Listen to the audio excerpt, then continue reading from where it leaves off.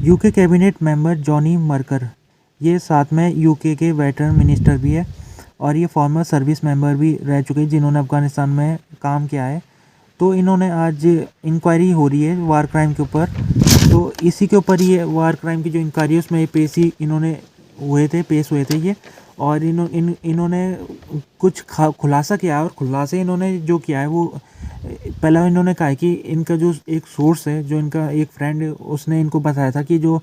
अफ़गानिस्तान में जब यूके की सेना थी तो अफ़गानिस्तान में यूके की सेना ने वार क्राइम किया था और जो मासूम अफ़गान है उनकी हत्या की थी। तो इसी बात को ये इन्होंने जो इंक्वायरी है उसके सामने इन्होंने रखा है और इन्होंने कहा है कि मेरे सोर्सेज ने मेरे को ये बात कही है और इन्होंने सोर्स का नाम नहीं बताया कि वो सोर्स कौन था। साथ में इन्होंने ये भी कहा है कि जो यूके की सेना थी, यूकेएसएफ अफ़गानिस्तान में जो थी मौजूद उस समय, तो यूकेएसएफ एक काम करती थी, वो क्या करती थी, जो उसका वेपन था, 2 वेपन लेके घूमती थी वो। एक वेपन तो जो उसका लाइसेंस वेपन था और दूसरा जो वेपन था अनलाइसेंस अनरजिस्टर्ड वेपन था। तो अनरजिस्टर्ड वेपन वो अपने साथ इसलिए लेके घूमती थी ताकि अगर उसे कोई अफ़गान व्यक्ति मिल जाता है और उस अफ़गान व्यक्ति की हत्या हो जाती है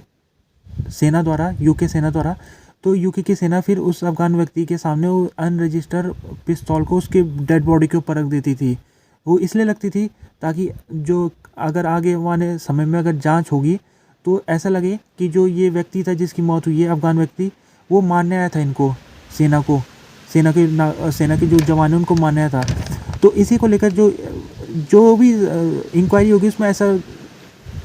लगेगा कि ये सेना ने अपने बचाव के लिए कार्रवाई की है। तो इसी को लेकर ये खुलासा हुआ है और ये जो वार क्राइम है ये कोई नई बात नहीं है। अफ़गानिस्तान में जो इससे पहले भी ऑस्ट्रेलिया के जो सिपाही थे उनके ऊपर भी वार क्राइम का आरोप लगता रहा है। एक ऑस्ट्रेलिया का काफ़ी फेमस सिपाही था, उसको विक्टोरिया क्रॉस भी मिल रखा था। और विक्टोरिया क्रॉस मिला हुआ जो सिपाही है उसके ऊपर कोर्ट केस चला और कोर्ट केस में उसके ऊपर आरोप था कि उसने कई अफ़गान लोगों की हत्या की थी। तो वो केस उसके खिलाफ चले गया और साबित हो गया कि उसने कई अफ़गान व्यक्तियों की हत्या की है। तो 26 फरवरी को यूएनएससी की मीटिंग होगी और ये जो मीटिंग होगी अफ़गानिस्तान को लेकर होगा, यूनाइटेड नेशन सिक्योरिटी काउंसिल। इसमें जो मीटिंग होगी, मीटिंग में जो पहला होगा मुद्दा वो होगा स्पेशल इन्वाई को चुनने का। तो स्पेशल इन्वाई को चुनने का लगभग काम पूरा हो चुका है और सेक्रेटरी जनरल ने, हो सकता है कि उन्होंने चुन भी लिया होगा, तो इसके नाम में मुहर लगेगी इस मीटिंग में। तो ये जो सेक्रेटरी जनरल होंगे, ये यहाँ पर यूएनएससी में जब मीटिंग होगी तो उसमें ये मौजूद होंगे। और इसके अलावा इस यूएनएससी में फैसला जो होगा, स्पेशल इन्वाई को जब चुन लिया जाएगा तो स्पेशल इन्वाई अफ़गानिस्तान को लेकर उसका अस्तित्व आ जाएगा और स्पेशल इन्वाई अफ़गानिस्तान को जो भी होगा पॉलिसी मैटर उसका देखभाल इन्वाई के ऊपर होगा। और इन्वाई हर कुछ दिनों के बाद वो सिक्योरिटी काउंसिल में अपनी रिपोर्ट भेजेगा जिसमें वो बताएगा कि अफ़गानिस्तान की सिचुएशन कैसी है और उसकी रिपोर्ट के आधार में यूएनएससी तब आने वाले समय में रेजोल्यूशन पास कराएंगे। तो ये यूएनएससी की जो मीटिंग है वो 26 फरवरी को हो रही है और अभी कल ही के दिन जो दोहा मीटिंग थी यूएन द्वारा कराई जा रही थी उसका कल के दिन वो फिनिश हो गई थी। तो कल के दिन 2 दिन की मीटिंग थी, तो उसमें काम था स्पेशल इन्वाई को चुनने का, वो लगभग हो चुका है और उसका जो मुहर है वो यूएनएससी की मीटिंग में हो जाएगा पूरा। जो दोहा मीटिंग हो रही थी कल और परसों के दिन हुई थी, उसमें अफ़गान गवर्नमेंट को बुलाया गया था लेकिन वो आई नहीं। और उसके बाद अफ़गानिस्तान इंगेजमेंट करने के ऊपर बातचीत हो रही है कि किस प्रकार से जो तालिबान गवर्नमेंट है अफ़गानिस्तान में उसको किस तरह से रोड मैप उसके लिए तैयार किया जाए, किस प्रकार से इस गवर्नमेंट को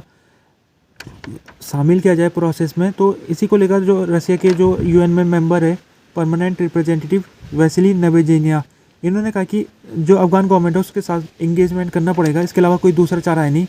और इस समय जो पावर है वो तालिबान के पास है, तो तालिबान के इंगेजमेंट के बिना कुछ हो नहीं सकता है, तो उसके साथ इंगेजमेंट करना ज़रूरी है। इसके अलावा जो जापान के इन्वाई है ताकाशियो कोरमाया, ये अफ़गानिस्तान में जापान के एम्बेसडर है, इन्होंने भी आज अफ़गान मिनिस्टर है, एक कल्चर मिनिस्टर, उनके साथ मीटिंग की थी और इसमें इन्होंने कहा है कि जो जापान है वो अफ़गानिस्तान सरकार के साथ वो कांटेक्ट बनाना शुरू करेगा और वो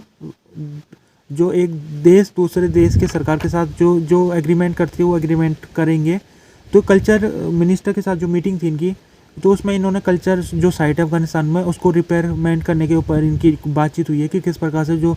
20 साल से अफ़गानिस्तान में लड़ाई चल रही है, तो कई जो कल्चरल हेरिटेज साइट है वो टूट फूट गई है, तो उसको रिस्टोर करने का काम जापान करेगी। तो इस मीटिंग में ये तय हुआ है